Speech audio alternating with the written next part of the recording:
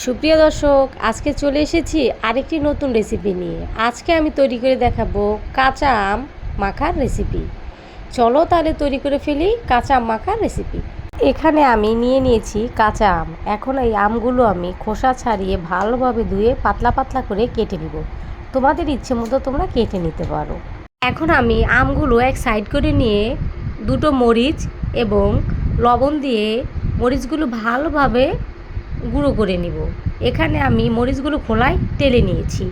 দিয়ে দিব 2 চামচ কাসুন্দি দিয়ে দেওয়ার পর দিয়ে দিব আখের গুড় দিয়ে আমি ভালোভাবে আবার হাত দিয়ে মথে নেবার পর সবগুলো আমি হাত দিয়ে ভালোভাবে